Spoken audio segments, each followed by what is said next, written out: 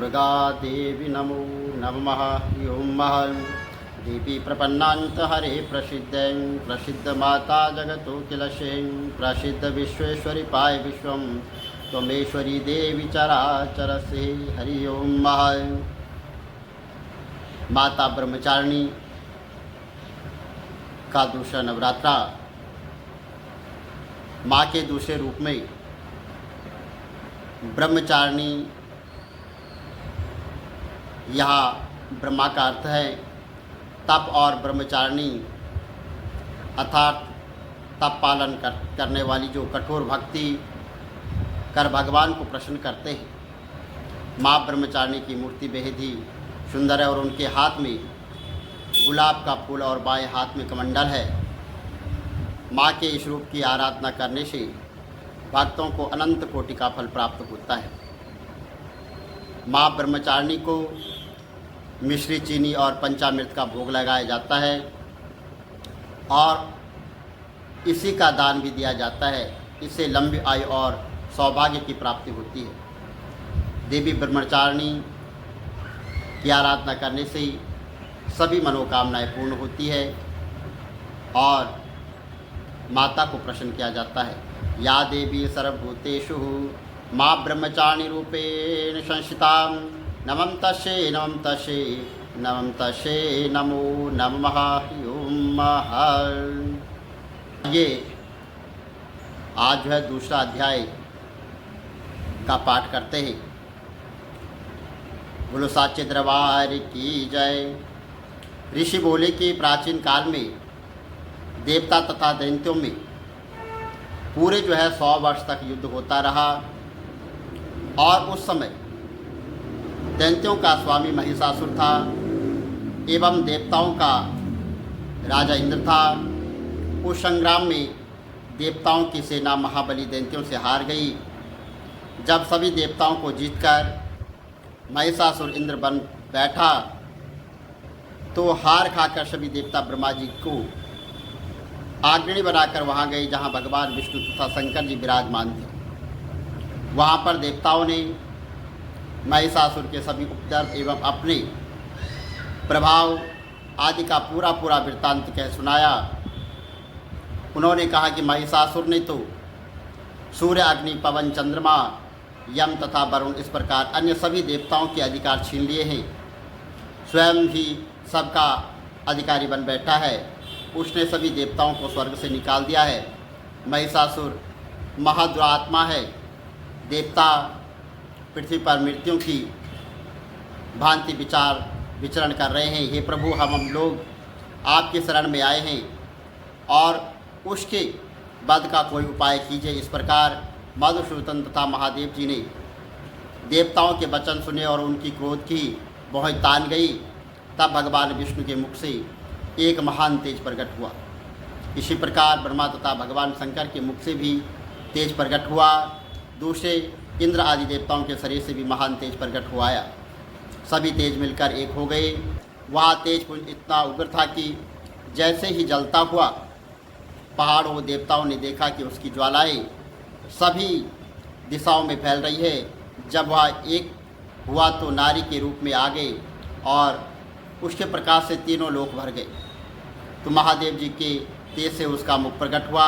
यम के तेज से उसके केश उत्पन्न हुई। भगवान विष्णु के तेज से उस देवी की भुजाएं प्रकट हुई और चंद्रमा से दोनों स्तन, इंद्र के तेज से उसकी कटि प्रदेश, वरुण के तेज से जंग और उस्तल, पृथ्वी के तेज से नितंबों का प्रादुर्भाव हुआ। ब्रह्मा के तेज से दोनों चरण, सूर्य के तेज से चरणों की उंगलियां और वस्तु के तेज से हाथों की उंगलियां और कुबेर के तेज से नासिक का आविर्भाव हुआ। इस प्रकार जो है उसके दांतों से प्रजापति के तेज प्रकट हुए।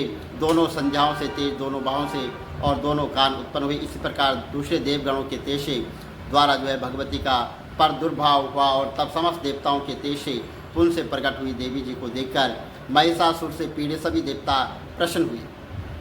महादेव जी ने उस देवी को अपने त्रिशूल से शूल निकाल कर दे दिया तो भगवान विष्णु ने अपने सुदर्शन चक्र से चक्र प्रकट करके दिया। वरुण ने शंख तथा अग्नि से उन्हें शक्ति दी और मारुत ने धनुष आदि बाणों से उन्हें भरपूर दो तरकश दिए। देवराज इंद्र ने अपने वज्र से वज्र पैदा करके दिया और फिर सहस्त्र नेत्र इंद्र ने एवारत हाथी से घंटा दिया और यमराज ने कालदंड से दंड प्रदान किया। सागरपति रुद्राक्ष माला अर्पित कर श्री ब्रह्मा जी ने कमंडल भेंट किया। सूर्य ने भगवती की सभी रोमकूपों को अपनी किरणें प्रदान की। काल ने तलवार तथा उत्तम ढाल अर्पण की। क्षीरसागर ने हार तथा कभी पुराने न होने वाले 2 वस्त्र भेंट किए। इसी प्रकार चूड़ामणि, दिव्य कुंडल तथा 2 कड़े भी भेंट किए तथा चमकता हुआ आग्रह चंद्र सभी भुजाओं के लिए, बाजूबंद चरणों के लिए, नूपर कंठ के लिए सर्वोच्च कुंडल भेंट किए। इस प्रकार सभी उंगलियों के रत्न जड़ित मुद्रिकाएँ प्रदान की और विश्वकर्मा ने निर्मल पर्श भेंट किया और अनेक रूप वाले अस्त्र, अभेद कवच मस्तक तथा गले में धारण करने के योग्य कभी ना कुंभने वाले कमलों की माला जलादि ने उन्हें बहुत सुंदर कमल दिए। हिमालय ने वाहन लिए और सिंह ने और भी अनेक तो वहाँ पर रत्न भेंट किए। कुबेर ने सुरापूर्ण पात्र दान दिया। सभी नागों के स्वामी शेष जी ने महामणि से सुशोभित नागाहार दिया जो शेष जी इस पृथ्वी को धारण किए। इसी प्रकार दूसरे देवताओं ने भी भूषण तथा आयुधों के द्वारा देवी जी का सत्कार किया। तब तो भगवती ने अट्टहास करके ऊंचे स्वर से गर्जना की और सबके उनके भयानक नाद से सारा आकाश भर गया। तब देवतागण प्रसन्न हो उशिंग वाहिनी देवी की जय जयकार करने लगे। मुनियों ने भक्तिभाव से विनम्र होकर देवी की स्तुति की। इधर तो देवताओं के शत्रु ने सारी त्रिलोकी को क्षोभाग्रस्त देखा। तब वो अपनी सारी सेना को कवच आदि से तैयार कर अस्त्र शस्त्र लेकर झट खड़ उड़े और महिषासुर में आकर बोला कि अरे यहाँ क्या हो रहा है। इतना कहकर सभी देवता दैत्य साथ गिरकर उस सिंहनाद की ओर भाग चले। वहाँ जाकर उसने तीनों लोगों को अपने तेज से प्रकाशित करती हुई देवी को देखा। उस देवी के चरणों के भार से पृथ्वी दबी जा रही थी। माथे के किरीट मुकुट से आकाश पर रेखाएं पड़ती जा रही थी और उसके धनुष की टंकार से 7 पाताल क्षोभग्रस्त होते। हजारों भुजाओं से सभी दिशाओं को ढक कर देवी खड़ी हुई। उन देवी जी के साथ उन दैत्यों का युद्ध आरंभ हो गया। नाना प्रकार के अस्त्र शस्त्रों का प्रहार करने लगे। उसने सभी दिशाएं भर गई। महिषासुर का सेनापति उस समय चिरुक्ष नामक एक महान दैत्य था। देवी के साथ उसी का युद्ध होने लगा। इस प्रकार अन्य दैत्य तथा चतुर्गणी सेना को साथ लेकर चांबार भी युद्ध करने लगे। 60,000 रथियों को साथ लेकर उग्र महादैत्य भी युद्ध में प्रवृत्त हो गया। महामनु दैत्य 1 करोड़ साथियों को साथ लेकर ले पड़ा। तलवार के समान पहने रोम वाले अश्लोम नामक दैत्य 5 करोड़ रथियों के साथ आ गया और 60 लाख रथियों को आवृत कपल दैत्यों को देखकर परिवत दैत्य हाथी वहाँ पर आ गए और अनेकों घोड़ों में सवार होकर समूह से गिरा हुआ करोड़ों रथियों के समान उस युद्ध करने लगे। विडाल दैत्य 5 अरब रथियों को साथ लेकर लड़ने लगा और भी हजारों महादैत्य रथी हाथी घोड़े से घिरे हुए रथियों को साथ लेकर देवी जी के साथ युद्ध करने लगे। उस रणांगन ने स्वयं महिषासुर भी रथों, हाथी एवं अश्वों की सेना से घिरा हुआ खड़ा था। तोमर विविदल, शक्ति, मूषल, परशु, कटिक, कंग आदि शस्त्रों से देवी के साथ युद्ध करने लग गए।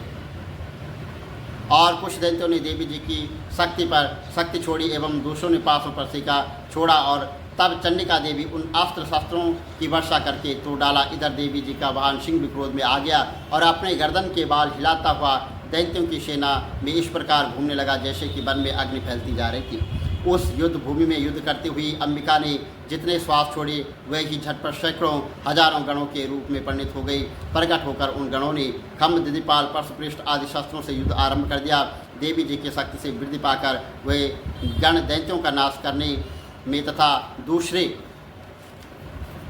नंगाड़े, शंख आदि बजाने लगे। महती प्रसन्नता देने वाली उस युद्ध रूपोषा से कुछ एक मृदक बजाए। तब देवी जी ने त्रिशूल और गदा और शक्तियों की वर्षा से तलवार आदि शस्त्रों से सैकड़ों महान असुर वहाँ पर मार डाले। दूसरे कितने ही दैत्यों को घंटा के भयपर्द नाद से मूर्छित करके मार गिरा दिया और मारे हुए दैत्यों को पास में बांधकर पृथ्वी पर घसीट डाला। कितने ही को गदों की चोट से घायल कर पृथ्वी पर सुला दिया और मुश्किलों के प्राण से एक रुद्र बामन करने लगे। कई शूल द्वारा वक्षस्थल फट जाने से पृथ्वी पर पड़ गई। कितने ही दैत्यों बाणों की वर्षा द्वारा युद्ध भूमि में काट गिराए गए। पंछी की भांति आक्रमण करने वाली शत्रु दैत्य प्राण छोड़ने लगे।